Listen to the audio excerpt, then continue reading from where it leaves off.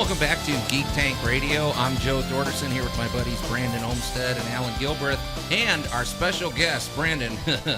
How did we talk these guys into coming on the show? I think that, honestly, I'm going to say it's because of a certain individual's complete love of Memphis. Okay, anyway. And that would be Joel Hodgson. Okay, so yeah, we've got on the line Joel Hodgson, creator of Mystery Science Theater 3000, and Wayne White, who has such a long list of credits. I don't know how to introduce him other than if you love Pee-wee's Playhouse, thank Wayne White. But gentlemen, welcome to the show.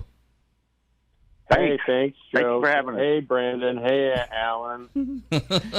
Hey, guys. Hey, guys. All right, so guys, let's just dive right into this, and let's just get the shameless plugs right out of the way here. We run the Memphis Comic and Fantasy Convention, and Joel, we reached out to you and invited you to be our celebrity guest for this year, and you were nice enough to agree. I guess you're a fan of Memphis, but then you threw an idea at us. Hey, do you mind if I bring my friend Wayne White with? Yeah. And somehow we put this together. I'm just going to put that out there. Yeah. The moment that a guest who wants to come to the convention is like, "Hey, I've got a buddy I want to bring with me," trust me, it'll blow your socks off. You just go with it. You don't even have to look this person up. Yeah. But then when you said the name, we got excited because recently the University of Memphis art students got to watch a documentary about Wayne, and they've all been pushing the idea of this person as a future guest, and now you're coming anyway. Yeah, absolutely. So, and Wayne, we introduced you a little bit before the break, but Wayne, this is going to be your first convention, is that right? Yeah, it'll be my first time at a Comic-Con. Yeah, definitely as a guest. Yeah. You're a wine and cheese guy, right? You're going to you travel in the art galleries, right? Because I mean, you are a world-renowned artist. I am a sophisticated international artist. True. How did we get him again? Yeah. My milieu is galleries and museums and the homes of wealthy people. Okay. But I'm also a great lover of cartoons and cartoonists. My wife, Mimi Pond, is a world-famous cartoonist, and I started out as a cartoonist myself, so I love comics and cartoons, and I'm really glad to come to Memphis. Oh, absolutely. And Joel, you said you're a fan of Memphis. Like you like the city, right? I mean, it wasn't too hard to talk. Oh my goodness! Right? Yeah, we had a blast the last time Mystery Science Theater Live came through Memphis. We had such a great show, and man, it was so fun. And there's so much great music and such a great city. So I'm really grateful to get to come back. And Wayne, he's from Chattanooga originally, so I knew it wouldn't be too far out for, to kind of see what kind of stuff he'd done in Memphis. And it turns out he's done a bunch of stuff there. And so I just wanted to kind of invite him along too. And, his work had a profound influence on me with Mystery Science Theater and all the stuff he did on Pee-wee's Playhouse. And, of course, there's this whole other world of, like, Raw Magazine that he was involved with and all the MTV videos that he worked on. I'm going to get him to talk about it. But oh, absolutely. Yeah, because I'm just here to hold the door. I'm just here to hold the door open for Wayne White. Well, Pee-wee's Playhouse it predates Mystery Science Theater, right? Oh yeah. Yeah. Okay. Well, but as someone who grew up with both, it was not a hard transition to go from watching Pee-wee's Playhouse to watching Mystery Science Theater 3000, though. Yeah, because in full disclosure, Wayne, Pee-wee's Playhouse used to freak me out a little bit. Was that what you were going for? Because I wasn't a kid. I don't know what it's like for a kid to watch it. I was like a 20-something, and watching it, and I'm like, all right, this is just plain weird. This from the guy who's a huge fan of the Aquabats. Yeah, but is that what you were going for, Wayne? I mean, well, we were going for we were trying to entertain ourselves, and we were all a bunch of underground cartoonists and writers and artists and painters and sculptors. We had never really worked in television before, So there was this brand new kind of energy brought to that show that really hadn't been seen before, because usually it's business as usual. Shows hire professional people in the business. And we were just a ragtag motley crew of, outsider artists. So that energy was definitely there. We weren't trying to be weird. We were just trying to be ourselves, And we were definitely doing it for other adults, but we kept it G-rated because it was on TV. But it was definitely for our peers, Oh, absolutely. And by the way, guys, too, I want to mention too on a level of puppetry, like, you got to remember that there was this, long shadow that Jim Henson and the Muppets cast. It was just gigantic and all encompassing.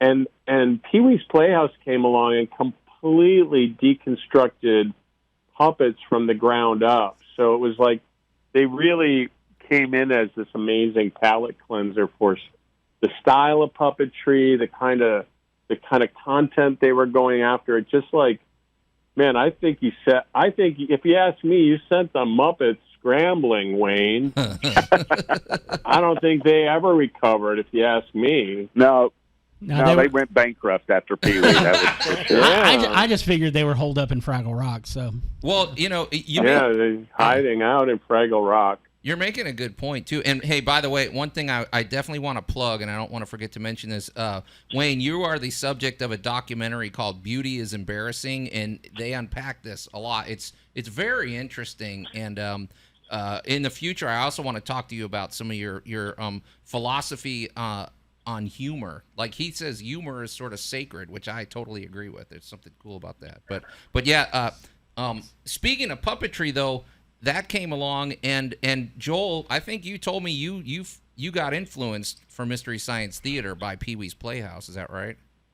Oh, absolutely. Like, I don't know. It was just such a huge thing. And, when Wayne and I get a chance to talk about his work on Pee-wee's Playhouse, you got to also mention Paul Rubens, how really special that guy was and how tuned in he was to reach out to this, like, basically artist loft community, loft artist community, and kind of pull them together and kind of go against what like Wayne was saying, business as usual, where they usually hire the usual person, and he brought all these new people in, and I just think it shook as far as kids TV and adults TV and variety TV, it just shook the world, Yeah, absolutely. Absolutely. Yeah.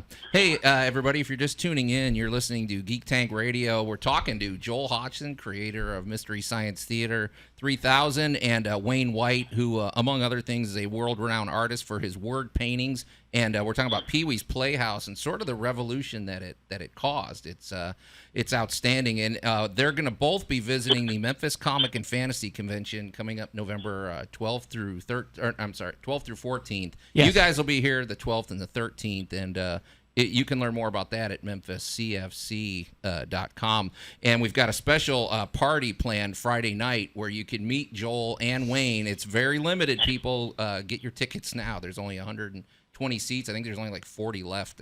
We're like at 2/3 full capacity. Hey, guys, we're going to continue this conversation over on the podcast. So, Wayne and Joel, please stand by. But if you want to check out the full conversation, go to the Geek Tank Radio podcast. We're going to take a quick break, and we'll be right back.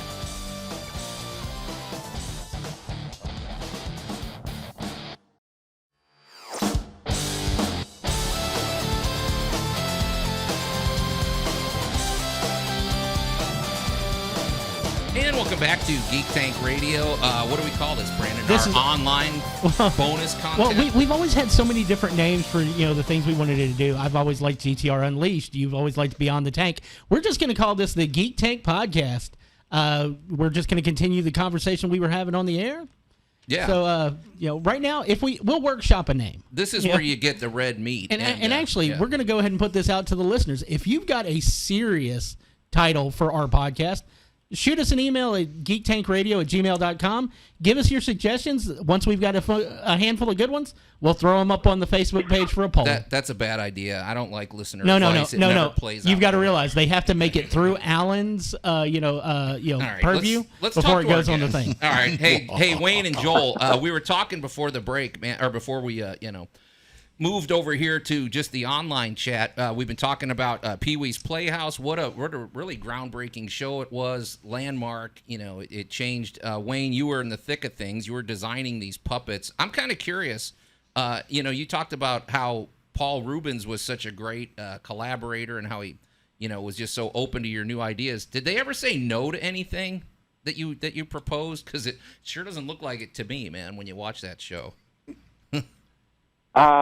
Well, there was designs that were rejected over others, but I really didn't come up with the base concept of the puppets. They were already in place when I came along. They had already been written. There was a so-called Bible for the Playhouse already, and I was there just to give them my vision to create what they looked like. And yeah, there was several rejects. I have a whole sketchbook full of alternative Randys and Billy Baloney's and stuff like that. Yeah. No, I think what I mean is, okay, for example, last night I was watching an episode of Pee-wee's Playhouse, and fair warning, it really does hold up well, I gotta say. But it had Lawrence Fishburne as a cowboy. I'm like, okay, this is obviously before he broke out. And then they did some cowboy dancing, and then Pee-wee taught him how to do the pogo. So they jumped into a mosh pit with a bunch of punk rockers. And then when they came back from commercial, the camera flew into Pee-wee's nostril, and it showed you a claymation thing of his brain with a bow tie. And then it morphed into, and I'm like, okay, that's what I'm talking about. Did you ever say anything and they go, no, even that's too weird for this show, or was it pretty much just you had free reign? Well, I would like to take credit for the writing, but I did not write on the show at all. I did not come up with concepts. Like I said, I was purely a visual guy and a performer. I did the puppets and I did a lot of the set design. So if they did say something was too wild, it was visually too wild. I didn't write the show. Okay. Well, hey. But if you were, was there ever a puppet that you introduced that they were just like, no, that's too far, Wayne. That's just too much. Yeah, that's just too freaky. That's too weird for Pee Wee Herman. I don't know. Hey, hey, Joel, though. What's that? No, I like I said, I didn't pitch original puppet ideas. Okay. I just expanded on their ideas. Yeah. I would love to have taken credit for some of that stuff, but Yeah, gotcha. Yeah, it's like production design. I mean, it's such a big. It's one of the things with MST I'm super proud of is just figuring out how to visually do stuff, and I feel like Wayne was doing that for Pee Wee Herman, right? Yeah, I was visualizing. Everything was just on the page as words when I came along. And me and Gary Panter and Rick Hodgson were charged with, coming up with what it looked like. And the same with Joel's work on it was so his work on Mystery Science Theater is so influential itself, Oh, absolutely. The attitude and the puppets and everything. I mean, he says he was influenced by Pee-wee, but he was on a completely parallel track and already doing his thing when Pee-wee came along, So he's being a little too humble, I think. Joel's very humble. I've learned that in talking to him over the last few weeks. So, hey, Joel, can you tell us though? Because I'm just thinking, on paper, when you pitch Mystery Science Theater, I don't know. I could see where that would be like the suits might go. What I don't know about this, but I guess I'm just wondering, how did you develop it, man? I didn't even try to pitch it to suits. I was kind of fed up with Hollywood, and I moved back to Minneapolis, and I decided to do it locally on a little UHF channel to try it out. And that way, I just don't like, I just have never been able to talk an executive into anything, man. I just can't do it. They don't think I think I make them nervous. I think I'm too weird, and I don't give them that feeling of confidence that they're craving. So I don't give them that, but I had a vision, and I started working on it, and again, just like Wayne, you do it in a group, man. There's a lot of really talented people that threw in on MST and made it really funny and help realize the idea. So you got to do everything in a group, and I think to me, I was I think just when I think about Pee-wee's Playhouse, I just feel like it was so It was so uninhibited. It was so kind of lawless as far as where it was willing to go and what it was willing to do. And it's just like, it was so wonderful. And it was kind of waiting to happen, too. It was almost like once it was there, it seemed like it was always there. You know what I mean? Once it happened, it just felt like, oh, this is just, we all agree that this thing is awesome. And so with MST, I think I was trying to work from that playbook, which was show everything and kind of don't be afraid to illustrate everything you're thinking about, even if the seams kind of show. And that was another really huge thing about Pee-wee's Playhouse is you could make sense out of the materials. You could see how they made a lot of the stuff. You could see the seams, and I wanted that too. I think that was a big part of the invitation because for a long, long time in TV and movies, you couldn't figure out how they did anything. Like everything was beautiful, everything was perfectly made, and I like stuff where you can figure it out. So if it's too polished, it might disconnect you from the material a little bit. I love low tech and analog and all that. That's my thing too. I love materials as they are, and like Joel said, low tech is the best. It's also the funniest. Allan, do you want to chime in? Of being a massive fan of low tech, analog, and all that myself. Of Joel. All right, so you're on this UHF channel. You're trying this stuff out. You've seen what can happen with Pee-wee's Playhouse and all that. When did you know MST was becoming that vehicle? Well, it kind of happened after it was 1 year that it was kind of like we broke and we were in like top 10 lists, like in like People Magazine and Time Magazine and stuff, and Entertainment Weekly, and we were like picked right next to shows like The Simpsons and Twin Peaks and all these like shows that were really way more expensive than our shows. And so we were happy, for some reason the critics really liked us and we were kind of ending up on those lists. And that's when I realized that people were reacting to it, you know, the way I'd hoped they would. So that was kind of it. It was all, so long ago. The show's almost 34 years old. So it was kind of all based on press. It was all like reading press in Rolling Stone or Entertainment Weekly or Time Magazine and stuff.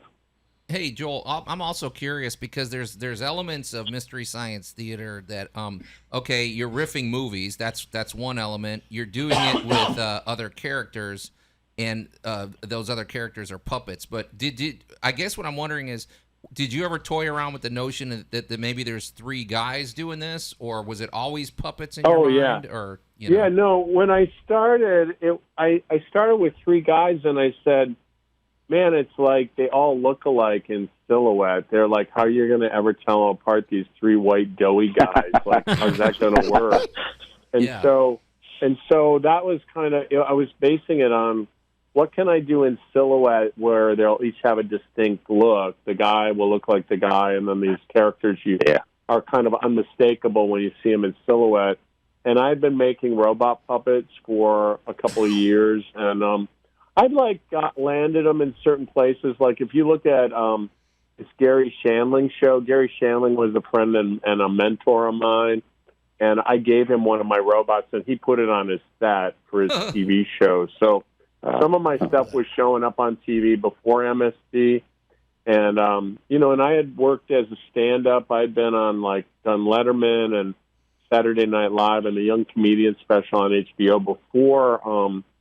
before I had done MST. So I think all those things kind of helped me get some attention and make people think oh, maybe I could carry a show, Yeah, absolutely. It's funny you mentioned that, Joel, because I know you guys are friends with Matt Groening, but a few years ago we had a Simpsons animator named Chance Raspberry. He was a guest at our convention, and one of the things he told me about was that he said Matt Groening had this philosophy about his characters where he wanted you to be able to recognize who they were if you only saw their silhouette, which if you think about it, that works. But it sounds like that's a pretty powerful, I don't know. I don't know if that was a subconscious thing, but it's just interesting to me that you mentioned that you were going for silhouette, that was a factor, basically, having distinct silhouettes. I don't know. Yeah, I guess if you can design that way, I mean, we don't always get that opportunity. I mean, Wayne, what do you think about that? Well, I think that's a brilliant origin story. I never really heard you say that before. I didn't know it was three guys originally. And the fact that you wanted to clarify the narrative and use the silhouettes and that's how sort of the puppets were born out of necessity. I love that, and that's a real insight into the creative process. Sometimes it's just something technical that evolves into something completely almost spiritual or conceptual. It's like I just needed identifying silhouettes, yet those robots have become so iconic, and they're more than mere silhouettes, of course. Yet that was a real kind of showbiz staging problem that you solved just practically. Yet it's evolved into something way bigger than just a practical decision. So I think that's a fascinating insight into your thinking and process. Yeah, well, thanks, man. I appreciate it, and I think I kind of disappoint people when they hear that, but it's the truth, right? Oh no, so I think they want to go. It's not. Oh, good. Yeah, but that's how. Isn't that how art is formed? You guys? I love that origin story. Yeah. Isn't that the way it usually is? I mean, you have a pile of raw materials, you have this many props, you have this much money, and you got to work within those confines, right? And that's where the magic happens. Yeah. And confines are much needed when you're creating. You need perimeters and stuff to really squeeze something out. Yeah. If you have endless possibilities, you're lost. Yeah. Hey, can I ask you guys something? Because one of your common things, you guys are both performers, you're both artists, you write. You're sort of wide ranging, but one thing you guys share is puppets. You guys are puppeteers. Joel, you're a ventriloquist. Wayne, you were the voice of some of the puppets. And do you guys ever? Okay, I'm picturing do you ever anthropomorphize these guys? I'm just picturing if you're traveling with the Mystery Science Theater on the road, does it ever feel weird to stick Tom Servo in a suitcase or something? Or I don't know, man. They're larger than life. Yeah. Well, there's all kinds of rules. It's really funny. I don't know if you know this about Henson's, but you can't ever see you can't photograph a Muppet if someone's not performing it. They won't let you show a dead Muppet, right? It's forbidden. It's forbidden. Yeah. Meanwhile, MST3K robots, you see them laying there all the time.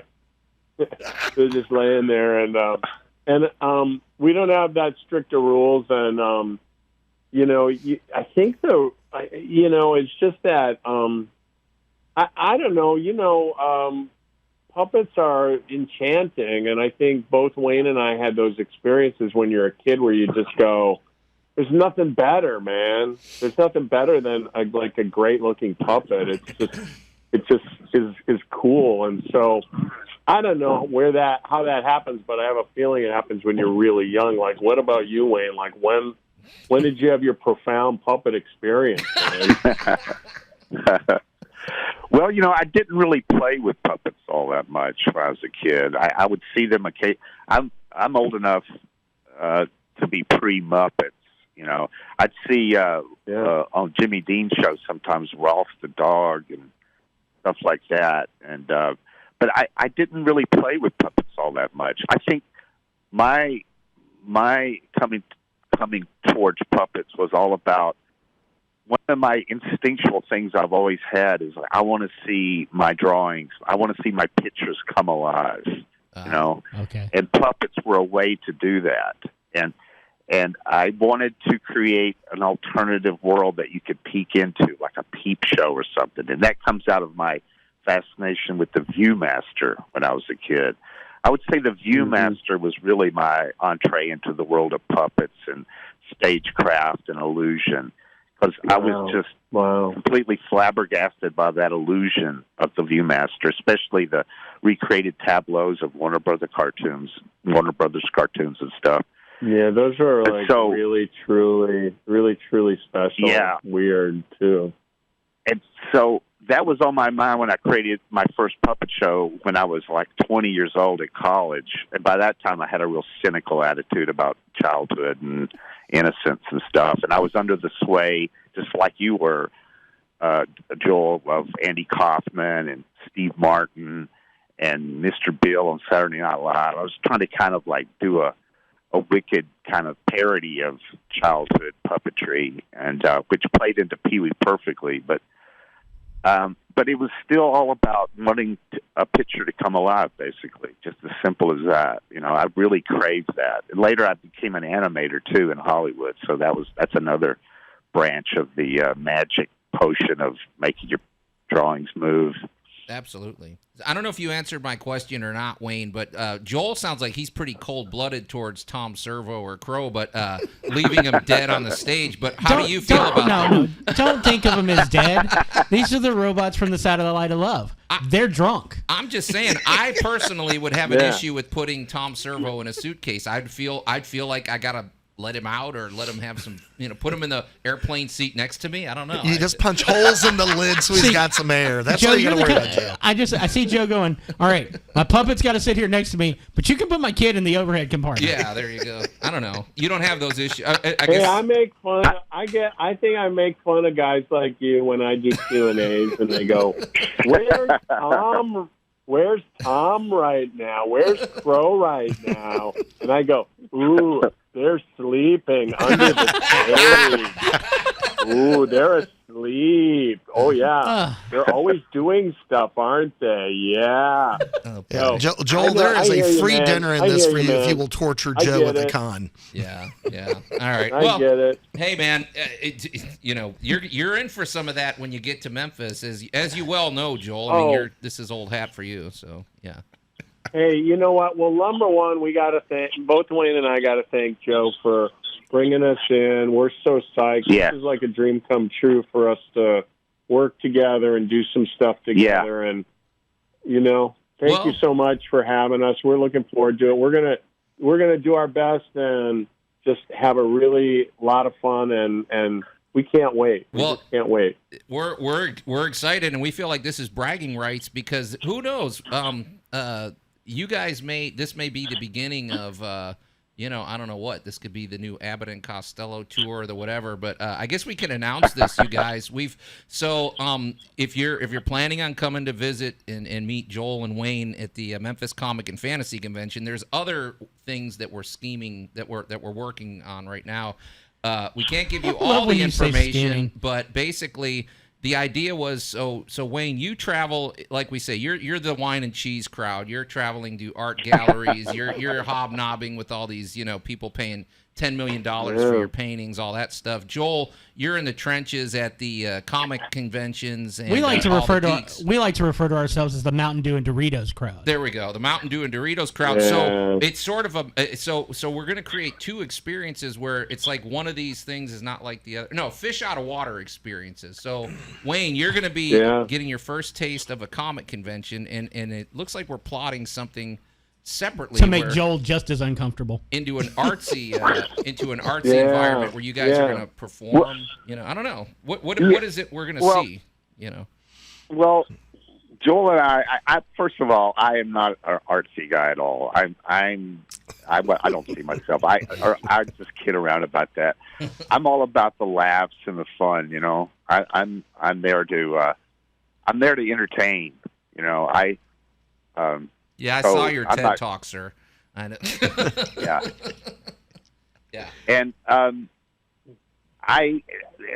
as Joel said, this is a real thrill for both of us because we've known each other since 2012, and since then we've talked about doing something together over and over, and we have really great conversations about it. So I'm glad that this is becoming a reality for us. And we were on parallel tracks all through the 80s and 90s as we were coming up through showbiz, but we share a lot in common. I also want to bring up one of Joel's great epic masterpieces, The TV Wheel, which is a great pilot that he did. It's almost indescribable. He built this incredible device, this giant set that's like a lazy Susan. It's really hard to describe, but it's on YouTube, right, Joel? Yeah, it was a 32-foot turntable, and it had one camera. And basically, all the sets rotated around a camera, so it didn't have everything was seen through a single camera, and everyone would rotate kind of in front of it, and the sets, and we'd keep changing the sets when it was off camera and stuff. So it's so funny you mentioned it, man. A guy just called me and wants me to do that again, and I just said it's so much work. It's just so much work. It's crazy. Oh, yeah. But I'm really proud that I got to do with my brother Jim Hodgson, who was a studio artist too, and he's kind of how Wayne and I met. We were doing one of Jim's events, 20 Wonder in L.A., and we met through Jim, and just started staying in touch over the years. And of course, I knew Mimi, his wife Mimi Pond, and she wrote on like The Simpsons the first season. Didn't she write the pilot? I think she wrote the pilot, right? Yeah, she wrote the first episode. Yeah. Oh, yeah, wow. she wrote the first episode of The Simpsons. And the other thing we got to shout out is she got nominated for Eisner Award, which is like the highest honor in comic books, if you ask me. Like, I think. Yeah. Oh, that's right. Yeah, she's up for an Eisner for best story this year. So that's a real honor. Yeah, it's cool, man. Yeah. And all your kids are artists too. So it's in the family. I wonder what those dinner table discussions are like. Yeah, I saw a snippet from your documentary where you're lecturing your son about scale or some kind of whatever, and it's like, it's kind of funny. That was a comic scene with my daughter. Yeah, your daughter. Keep my mouth shut. I couldn't keep my big mouth shut as she's making a painting.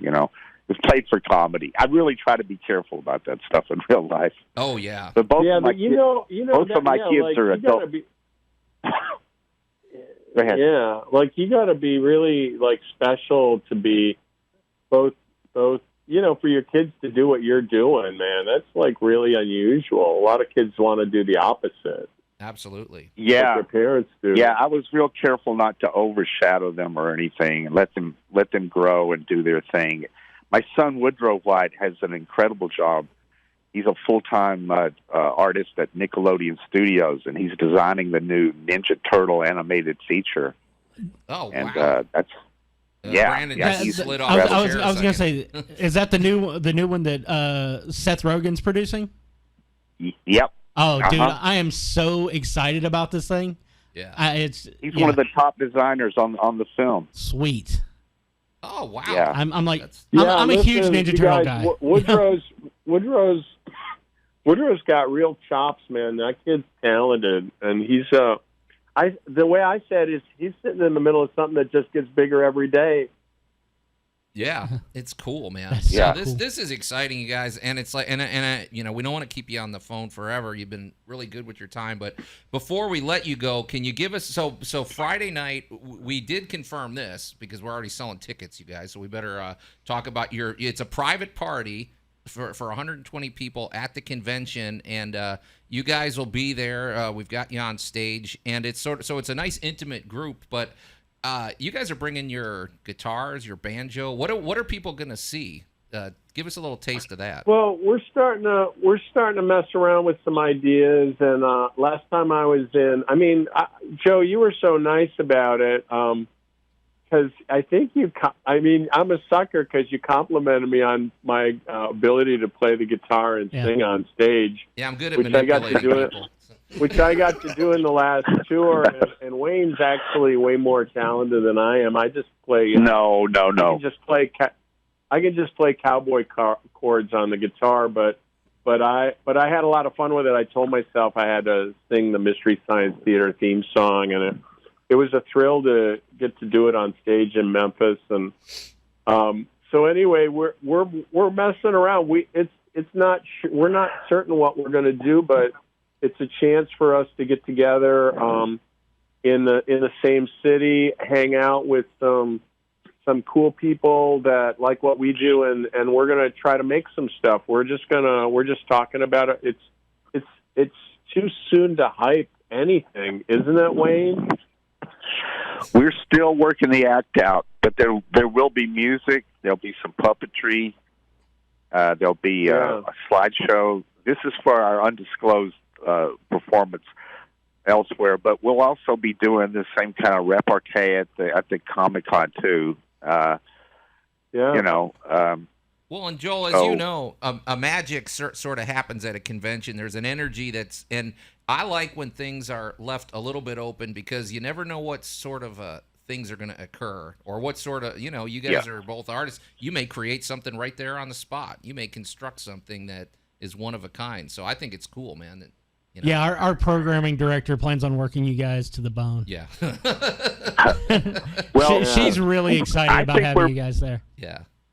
Yeah, I think we're both good improvisers, and we can really read the room. And we've both been doing this for a while. It's going to be a lot of fun. Absolutely. No, we can't wait, man. And for those of you, I just want to say one thing, Joel. I just want to back up 1 second because we've known you since since Mystery Science Theater came out on TV. But to be honest, I didn't really know what you were going to be like on stage because Allan and Brandon and I went and saw you when you came through Memphis, and within 2 seconds you came out and you took charge of that room and you had your guitar and the whole place was rocking. I'm like, I didn't think Joel was like this. You remember, you guys? I was like, Joel doesn't strike me as a guy that would just kick butt in a whole room. And so that's when I got really excited about trying to get you to Memphis. And he was he was basically vibrating after we left the Orpheum because you blew him away, and it was great to watch. Yeah. What a great room too, man. That's one of the coolest theaters I've ever been in. The Orpheum is great. Beautiful. Yeah. So, yeah. Well, guys, really great rooms. We'll be maybe could we check in with you guys when we get a little closer to the event just to kind of recap. Sure. Let's do it again. Sure. Let's do it again. Thanks so much, you guys, for having us. And we're really excited. We really want to make this work great, and we want to thank Memphis Comic-Con for kind of throwing in with us because what we're doing is a little bit unique, but it's just the way we got to do it. No, we're excited. Hey, how do people follow you guys? Where do you guys like to send them for your social media and everything else, and to stay up to date on Mystery Science Theater season 13? We didn't even talk about that yet, but how do we follow your adventures, you guys? If you go to mst3k.org is the best way. MST3K Live for the live show, which is we're working on that too. But yeah, those two things are the easiest for my stuff. Wayne, how do they get in touch with you, man?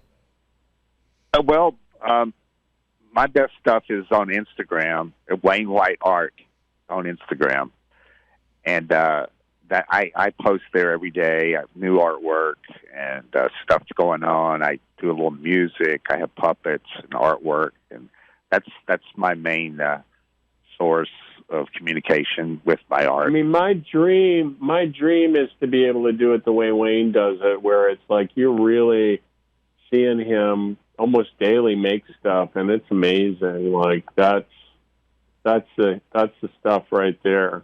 That's awesome, man. Yeah, and Wayne, I didn't even mention it to you. You know, my son, he's an art and photo major, and all his young artist friends they were pretty stoked that we got you. They couldn't believe it. So you got a wide ranging fan base, man. It's going to be interesting to see who turns out to see you.